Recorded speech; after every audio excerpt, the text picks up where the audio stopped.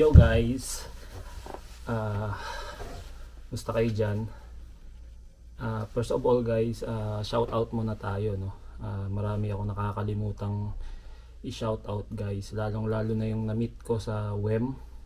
Ayun, Lawag family, yun, shout out sa inyo, no? At saka si Vince Torres, yung magaling kong subscriber, no? Shout out sa iyo Loads, tsaka kay Don Gier, yan. Tsaka kay wait lang guys kasi hinahanap ko kay John Sibug, shout out sa iyo. Tsaka lalong lalo kay Miyang, asawa ni Koisina, shout out sa inyo, no. Update natin yung sasakyan, kumaga car update, kasi hindi ko napakita sa inyo guys yung loob kasi naging busy ako kasi kailangan ko muna pag-aralan, syempre i-drive ko. So this time papakita ko sa inyo, no. Samahan niyo ako guys, sa bis lang ako tapos baba na tayo. Pero nga pala guys, ang pinaka gusto ko dito sa Ford na to is yung yung Ford Pass. Kumbaga sa cellphone na, pwede ko na siyang i-start sa cellphone. Hindi katulad sa dati na CRV na kailangan ko pa lumabas, bumaba para lang i-start siya, no. Para lang siya painitin siya. Ito, papakita ko sa inyo guys sa cellphone. So ito siya guys, ito yung Ford Pass kung nakikita nyo, yan. Yan. So itong kagandahan sa kanya, ito yung pinaka gusto ko kasi dito pa lang ma-start mo na yung sasakyan katulad yan, di ba? So nandyan lahat yung details ng sasakyan, pero hindi ko pa gaano na pag-aaralan to. Matagal-tagal din guys kasi kailangan ko rin pag-aralan yung mga safety, yung mga alarm. So ang kaganda dito guys, dito pa lang ma-start ko na siya itong na to. Yan, ma-start ko na siya dyan. Yan. So dyan pa lang guys sa cellphone, pag may wifi ka, may data ka, ma-start mo. So ito guys yung niya, yung likod niya. Ayan, hindi ko pa maayos yung mga gamit ko kasi hindi ko pa siya gaano na na napapakailaman kasi busy pa sa trabaho guys. Tapos hindi ako makalabas dito kasi sobrang lamig, tulad ngayon mahangin. So ayan yung likod niya guys, ayan yung button niya, yung pagsarado, pag lock. So ang kagandahan dito kasi guys yung likod niya, ayan, may button din. I-press mo lang, kung nakita nyo may left light, left and right, tapos may LR, so sabay. Pupush lang natin tong left, nakita nyo bumababa na siya. Ayan yung pictures dito sa likod guys, kaya sobrang gusto ko to. Tapos pindutin naman natin yung right, yan, bababa na siya. Ayan. So sobrang laki niya guys dito pag ibababa mo. Kung kunwari may ilan ka lang naman na kapamilya na sasakay tapos may mga gamit, pwede mo i-fold to, so malaki siya. Pero pag itatayo mo, medyo lang siya, maliit lang yung likod niya So ayan guys yung niya, yung likod niya. So may mga speakers siya dito pag kabila. Ayan, tapos may saksakan din siya doon. Ayan yung likod. Ito guys, di ko pa alam hindi ko pa na pag-aralan to kung ano tong mga to Ayan. So pasok tayo guys kasing lamig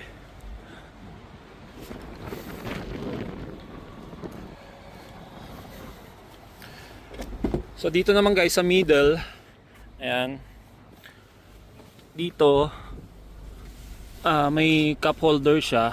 Ito, magamit ko kasi sa dating sasakyan to guys. May cup holder siya, tapos may adjustment ka rin dito ng mga aircon, ng mga mga heater, yan. So may saksakan din, may charger. So actually guys, itong pinili ko dapat may upuan dito. So pinili ko captain seat naman para maiba naman. So ayan siya guys.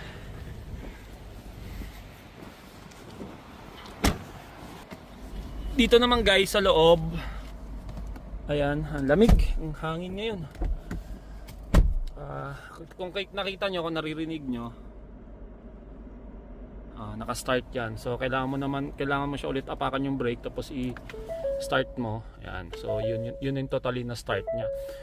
Yung kanina guys sa pag-start ko sa cellphone para lang i-warm siya or painitan na yung makina niya.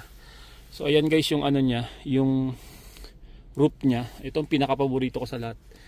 Itong roof niya kasi solid eh. Laki guys. Halos buong bubong. Ayan. Diba?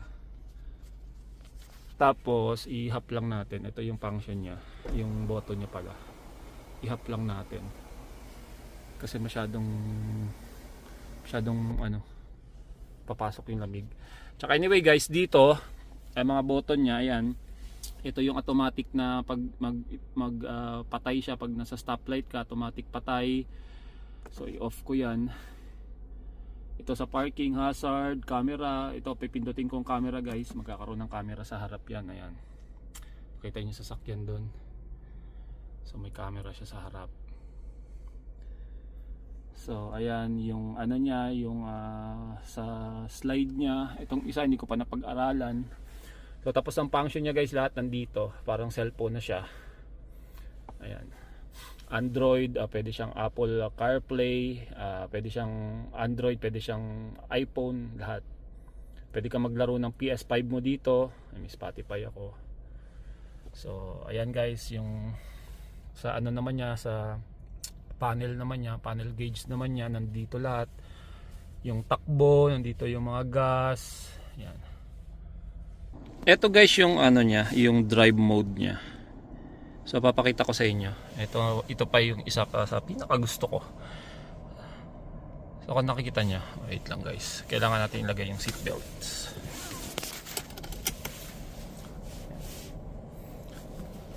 So ayan guys, papakita ko sa inyo. Ayan. Doon tayo sa pinakadulo. Yan. So bali may 6 siya na ano guys, na modes. Ayan, pag may hahatakin ako guys na kunwari magkaroon tayo ng RB, ayan. Tapos ayan guys, ang pinaka-paborito natin sa lahat, yun no, di ba? Sports. Tapos pag gusto nating tipid-tipid lang, ganyan, eco lang. Tapos pag normal driving lang, pag chill-chill lang. Tapos ayan guys, pag snow, ayan. So ayan guys, pinakita ko lang sa inyo no, quick ano lang, quick tour lang no, kasi para na i-share ko naman sa inyo. Tsaka guys, may tip pa pala ako, kaya din ako nag-vlog guys kasi hindi ko pala nabanggit sa inyo yung mga process, paanong proseso ng pag-trade. Kung nakikita niyo yung salamin guys, wala nang basag no, so medyo clear na no, ganda na tingnan sa labas. So anyway guys, yun nga, gusto ko lang din i-share sa inyo yung process ng pag-trade in ng sasakyan. Yung mga nandito na, may sasakyan na or may balak mag-trade din ng sasakyan, ganito unang gagawin nyo. Ang unang gagawin nyo, yung sasakyan nyo ngayon, pupunta muna kayo sa bangko kung saan nakaloan yung sasakyan nyo. Aalamin nyo kung magkano utang nyo. So yun ang unang gagawin nyo. Kunwari naka-loan yung sasakyan nyo ngayon na iti-trade in nyo, dapat naka-loan siya sa Scotiabank, o punta kayo ng Scotiabank. Tapos aalamin nyo kung magkano pang natitirang babayaran. So para klaro sa inyo, para alam nyo rin kung magkano na naibayad nyo, yung kung ilang taon nyo na binabayaran, tapos kung magkano pa ang kailangan nyong bayaran. So yun ang unang gagawin nyo. And then pangalawa, pupunta na kayo sa dealership, maghahanap na kayo ng sasakyan kung anong gusto nyo, kung anong gusto nyong ipalit. So ngayon, kung nakakita na kayo ng sasakyan, titingnan nyo ngayon yung presyo. So kung yung presyo niya is syempre natural, iti-trade nyo, mas mataas yun sa previous na sasakyan nyo. So ngayon, pag nakapili na kayo ng sasakyan, pwede rin wag muna kayong makipag-usap sa dealers, sa mga sales, katulad ko na sales. Punta muna kayo sa dealership, ikot-ikot muna kayo, tingin kayo ng sasakyan na hinahanap nyo, baka nandun. Saka kung may nakita na kayo, saka kayo makaghanap ng kausap nyo na pwede nyong kausapin about sa pagtitrade nyo. So yun yung pangalawang gagawin nyo.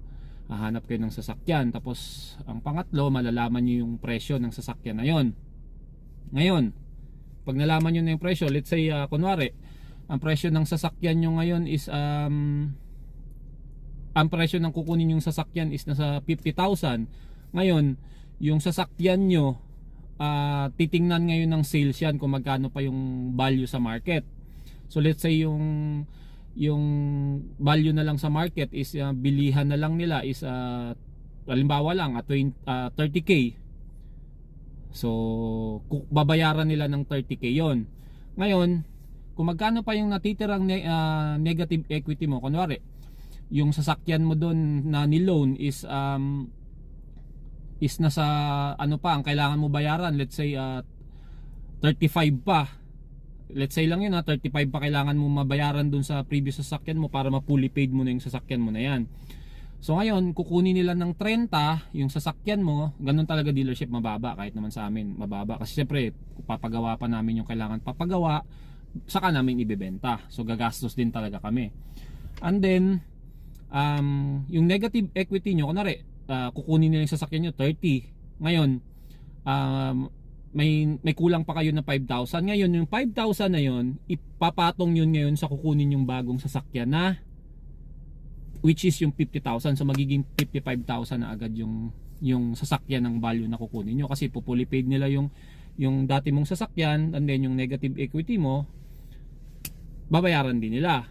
So ganun talaga ang sistema. And then anyway, ayun na, nandun na tayo. Kunwari sa amin, sa akin ganito na, tapos na ang i-trade. Pagkatapos na ma-trade, nagkasundo ka na, pumirma ka na sa lahat, nagkasundo ka na sa bi-weekly mo or monthly mo, nagkasundo ka na. Ang next step na gagawin mo is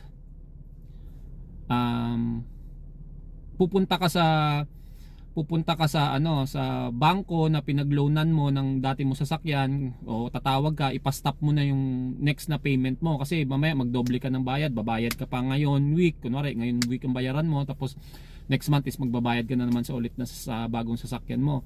So kailangan mo itawag yun para ma-stop na. And then pagkatapos nun, tatawag ka ngayon sa insurance mo, kasi kailangan mo ipa-transfer yung insurance mo sa bagong kukunin mong sasakyan. Ngayon, paano mo ma-transfer yung ang dati mong sasakyan? Ang gagawin mo, kukunin mo yung VIN number ng sasakyan na binili mong bago, ibibigay mo sa kanila noon. So i-compute nila yung kung magkano yung dagdag.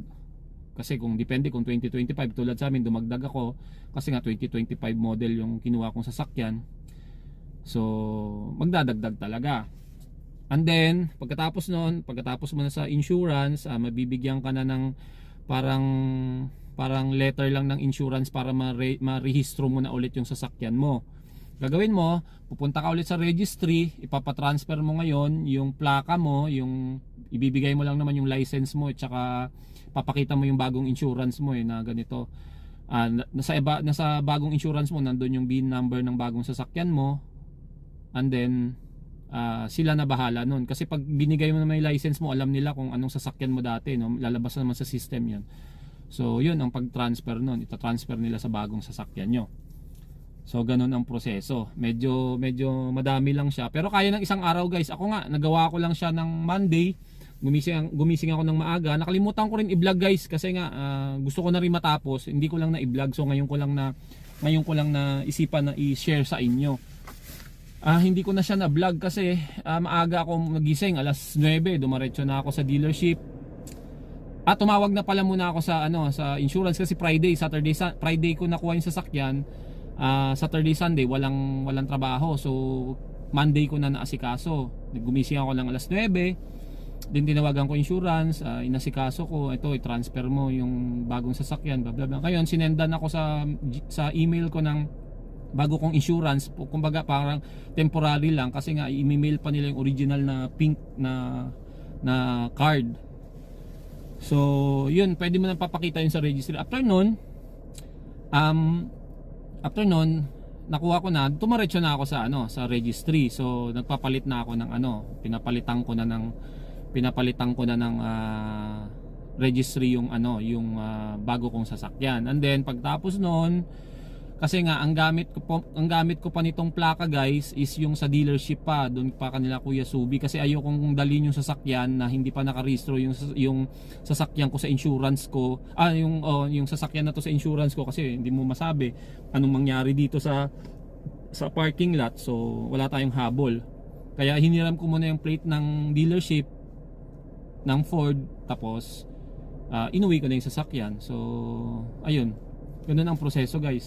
Sana tawag dito, kahit ganun yung explanation ko, yung mga iba baka mali, baka may nanonood na may alam na, ay comment nyo na lang, baka may mali din ako. So hindi naman tayo perfecto, no? So anyway, yun ang ginawa ko, yun ang una-una kong ginawa. So tara guys, drive na tayo papunta sa trabaho. So ayan ang ano natin guys, ayan ang ginawa nating proseso. So, nakakatuwa guys, wala nang basag yung salamin. So ang next ko na lang na gagawin guys is maghahanap ako ng shop na para mag-protect nitong glass na to, kasi ayoko nang mabasag ulit eh. So di bali nang gumastos ako ng medyo malaki, pero sana hindi na mabasag yung salamin. So, ayun guys, ayun ang yun ang proseso ng pag-trade in ng sasakyan. O proseso na ginawa ko din. Hindi ko alam kung baka sa iba may iba silang diskarte, may iba silang ginawa. Ako kasi ganun ang ginawa ko. Bago ko pa naman kunin yung sasakyan na to, matagal ko nang ni-research. So ayun, shout out na lang dyan sa may mga experience na natulad ko. Tapos shout out din sa mother-in-law ko na lagi akong pinapagalitan. Shout out sa iyo. Lagi akong pinapagalitan, guys. So, 'di ba? Ayan guys, ang kaganapan dito, medyo maputik. Gusto ko sana maglinis ng sasakyan, guys, kaso maputik pa rin eh. So ayun guys, talagang sobrang mahal ko tong sasakyan na to, grabe. Lahat kasi guys nandito na, kumaga may mga bali-balita kasi na balang ilang years mawawala na yung mga gas eh. Sinasabi nila lahat electric na. So sabi ko, kung mawala man yun, bago man mawala itong mga to, magkaroon ako ng ganito. So ito na guys, yung makina nito is V6, twin turbo siya, 3.0. Sa mga hindi nakakakilala sa akin o hindi nakakanood ng mga dati kong vlog, yung dati kong sasakyan, yung Honda Civic ko, nakaset up yung makina noon, hindi na drag race namin sa Cavite, pusta-pusta. So ayun, kaya mahilig din ako talaga sa sasakyan talaga na magandang makina. And guys, na-share ko na sa inyo yung kaunting detail ng sasakyan natin, bagong sasakyan natin. So hopefully guys, ito na yung natin, yung last na sasakyan natin, kasi wala na ako masabi sa sasakyan na to guys. Ngayon naka-normal lang ako, kung nakikita nyo. Ayoko lang humarurot guys, baka mamaya may pulis, matikitan tayo, no? So may drive mode to guys, mayroong slippery, kung ma-snow, yun ang kagandahan dito guys, talagang kompleto. Pag may snow, slippery, tapos kung trail naman, akyat ka ng bundok, mayroon din trail. Tapos meron siyang eco, pag gusto mong matipid lang pero mabagal yun guys, eco. Tapos normal. So pinakagusto ko sa lahat guys, ang pinakagusto ko is yung sports. Kasi nga guys, Explorer ST to. Ang meaning ng ST is sports technology. So talagang pang racing din to. Pero syempre hindi natin nire-racing to guys, pang gamit natin to, pang for life na sasakyan natin to. Ang kagandahan kasi sa kanya guys, yung makina niya pang racing, pero yung laki niya, yung family, kung sino man ang kamag-anak natin dumating, maisasakay natin kasi 6-seater siya, no? So ayun, yun ang kagandahan dito guys sa Explorer na to. So abangan na lang natin guys kung anong setup ang gagawin ko, pero unang-una ang in-order ko lang muna is yung spring lang, kasi medyo ipapogiin natin ng konting pogi lang, diba guys? So ayun guys, nagda-drive na tayo para papunta sa trabaho. Tuesday ngayon dito. So ayan yung weather dito, guys. Yan, ganyan ang weather.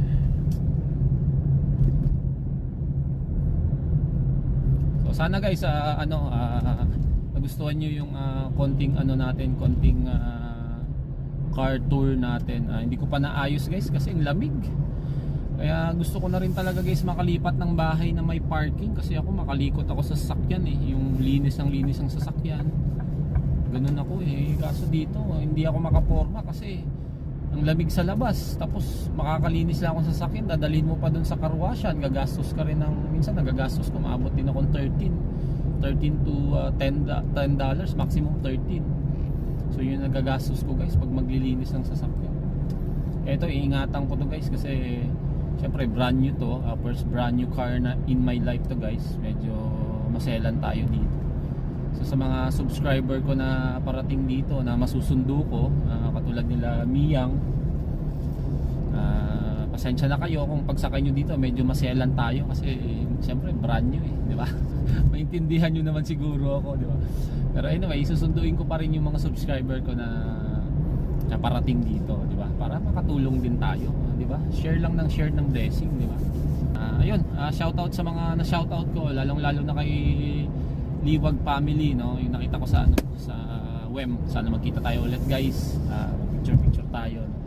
Buti na lang mga guys, nagustuhan ni Loads Ron ang kulay ng sasakyan natin. Shoutout ka naman pre sa mga subscriber natin. Hindi ba pwedeng buy one take one? Kayang-kaya mo to, pre.